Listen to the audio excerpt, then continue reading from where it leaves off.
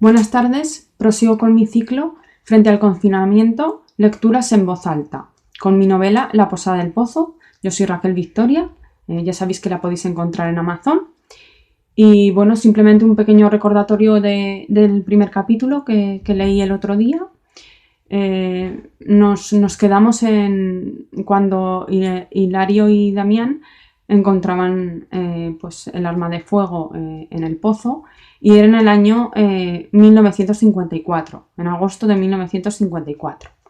Y ahora seguimos con el segundo capítulo.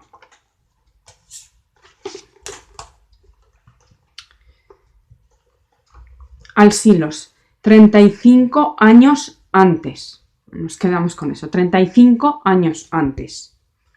Aquella calurosa mañana de sábado, Nieves se despertó de repente.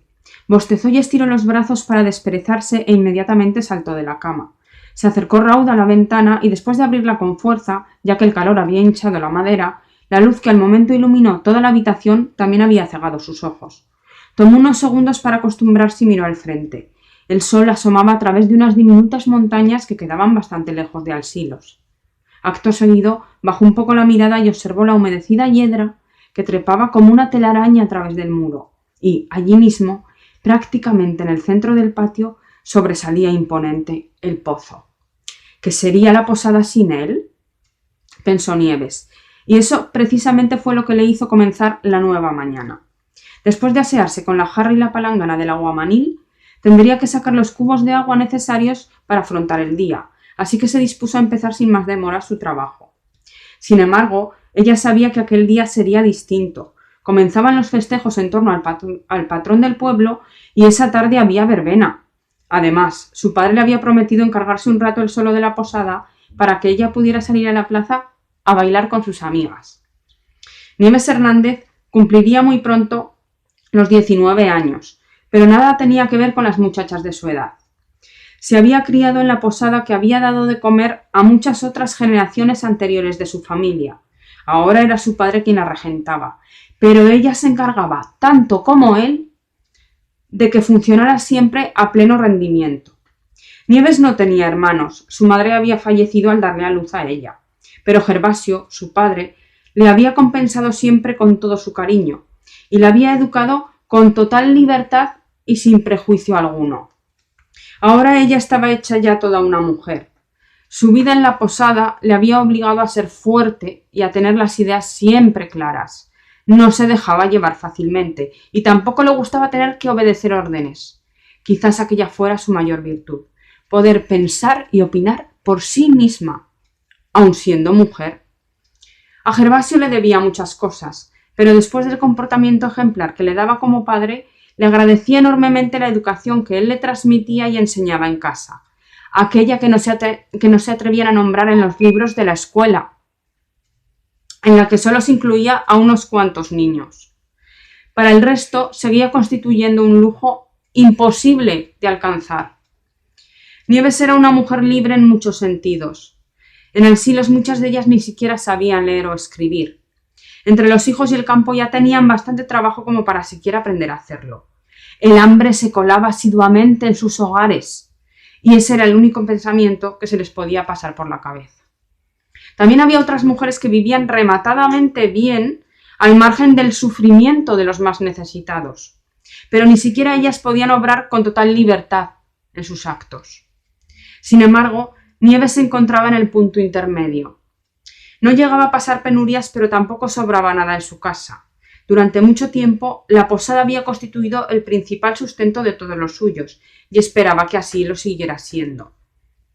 Un rato después, Nieves ya había decentado todo lo posible la posada con el agua limpia recién cogida del pozo, y se disponía, justo entonces, a desplegar los manteles sobre las mesas del pequeño y confortable salón que había en la planta baja, para servir después el desayuno a los señores hospedados en las habitaciones de arriba. Canturreaba contenta una canción cuando oyó que su padre la llamaba. «Nieves, hija, sal un momento, anda. Ha venido Bernardo con el pan, pero yo no puedo salir, que estoy enfrascado en la cocina». «Sí, padre, ahora mismo voy». A Nieves le cambió inmediatamente la mirada. Se tocó el pelo por si alguno de sus rizos se había descolocado. Se alisó un poco la falda y el delantal y salió corriendo a punto de salírsele, a su vez, el corazón por la boca. «Buenos días, Bernardo. Nos traes el pan, ¿no?» Bernardo la miró primero atónito y después sonriendo. «Claro, como todos los días. ¿Querías que te trajera algo más hoy?» Nieves se sonrojó un poco. No, nada más que el pan. Bernardo volvió a sonreírle, aunque ahora lo hacía tímidamente. «Esta tarde es el baile. ¿Vendrás? ¿O tienes que ayudar a tu padre en la posada?» Nieves, con mucha picardía, le dijo: «Pues no sé, depende». «¿Depende? ¿Y de qué?» «No sé, Bernardo, quizá depende de si tú quieres que yo vaya o no». Bernardo le respondió sorprendido: «Nieves, mujer, ¿cómo no voy a querer que vayas si eres tú el alma de la fiesta?» Nieves miró a Bernardo fijamente a los ojos. «Bueno, en ese caso iré, pero solo si me prometes una cosa». «¿El qué?» «Que me saques a bailar». Bernardo alzó los brazos, encogiéndose después de hombros. «Nieves, pero si ya sabes que yo no sé bailar, soy muy torpe, seguro que te piso». «Entonces me quedo aquí ayudando a mi padre. Estos días son los de mayor trabajo todo el año». Bernardo miró dulcemente a su amiga. «Está bien, tú ganas. Te concederé un baile porque seguro que en cuanto notes los pisotones, sales huyendo de la plaza». Nieves no pudo evitar una carcajada. Vale. Ahora venga, dame el pan, que si no, no voy a llegar a poner hoy los desayunos». Bernardo descargó un saco de pan de la parte de atrás de su bicicleta y se marchó montado en ella, habiéndose despedido antes de Nieves hasta esa misma tarde que volverían a encontrarse. Nieves distribuyó las hogazas de pan en la mesa de la cocina y, mientras su padre servía los desayunos, ella se quedó separando las lentejas que luego cocinaría para el plato del día. Bernardo Pérez, montado en su vieja bici, se disponía a marchar a los pueblos de al lado para repartir el pan como tantos otros días. Sin embargo, ahora pedaleaba torpemente, porque no dejaba de pensar en Nieves. No comprendía cómo lograba hacerlo, pero siempre le pillaba desprevenido. En fin, tendría que arreglárselas para bailar una pieza con ella.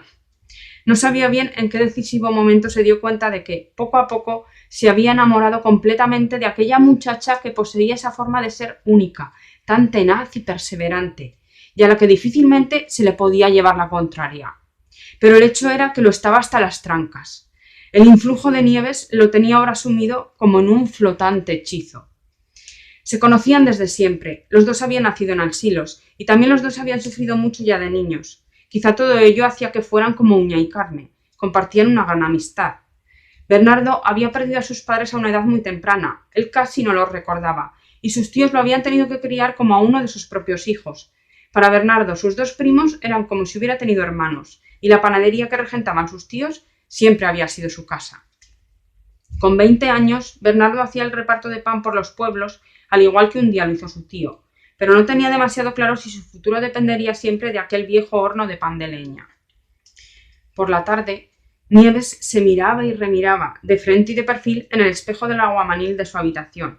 Sus ojos azules brillaban con fuerza, se había soltado su cabello castaño, y se adivinaba una fina figura debajo del vestido rosa de los domingos que había elegido para la ocasión. Se volvió con ligereza cuando oyó la voz de Nati atravesar fugazmente la ventana abierta, y bajó rauda, después de echarse un último vistazo. Natividad era amiga suya desde la infancia. Vivía en la casa de al lado que, a su vez, era la vaquería del pueblo. Siempre iban juntas a todas partes y se solían relatar hasta el último de sus secretos. Para Nieves era una amiga muy especial con la que se podía contar aun cuando las cosas no salían como se esperaba, y confiaba plenamente en ella. Nieves bajó apresuradamente las escaleras, cogió a Nati de la mano y salieron por debajo del esbelto y sobrio arco que abría y enmarcaba la puerta principal de la posada, situada un poco más adelante que la que daba al patio del pozo, por donde entraban los carruajes y coches de caballos. «Te has puesto muy guapa, Nieves. Me imagino por qué». «Gracias. Tú también te has arreglado mucho, Nati. Y sí, a ver si, por fin, se atreve». Al momento se juntaron con otras dos amigas, Lucía, de la misma edad que ellas, y la hermana menor de Nati, Rosa. Llegaron a la plaza perfectamente decorada para la verbena y se sentaron en un banco de piedra esperando a que el baile empezara con los primeros compases. Un momento después vieron a lo lejos cómo se acercaba Bernardo con sus primos, Marcelo y Pedro, y otros dos amigos, Julián y Ramiro. Cuando ya los tenían delante, Marcelo le pidió bailar a Nati sin vacilar siquiera, y Bernardo, dubitativo, también acabó sacando a Nieves, que no paró de reírse intentando evitar los pisotones de Bernardo. Pero cuando comenzaban el segundo baile, Bernardo olvidó instantáneamente sus temores y miró con tal descaro a Nieves que le hizo ruborizarse. «Estás mucho más que preciosa esta tarde. Tú también estás muy apuesto hoy, Bernardo». Bernardo acercó lentamente sus carnosos labios a los de Nieves. Sin embargo, en el último momento, inesperadamente, se sintió confuso. Pero Nieves no podía permitir sus dudas y, con todas sus fuerzas, le agarró del cuello fundiendo sus finos labios con los de Bernardo. Y así permanecieron durante unos breves instantes hasta que se dieron cuenta de que toda la plaza les estaba mirando. Y entonces se apartaron bruscamente el uno del otro. Bernardo posó su mirada en Nieves. Ella disimuladamente les tiró de una mano, y después se alejaron de allí hasta llegar a una de las estrechas y solitarias calles de Alsilos, donde se detuvieron para besarse, una y otra vez, sin poder parar de hacerlo, como si tuvieran que recuperar todo el tiempo perdido en el que ellos mismos no se daban cuenta de cuánto se habían necesitado siempre y cómo se habían amado durante toda la vida, derrochando en aquella prematura noche que comenzaba a envolverles el jugo dulce de sus besos, que iba atrapando con sosiego hasta el último pedazo de aquel callejón oscuro donde el amor que ambos compartían había conseguido cobijo, refugiado con los últimos fogonazos de aquel caluroso sol de agosto que ya se apagaba. Hasta la próxima.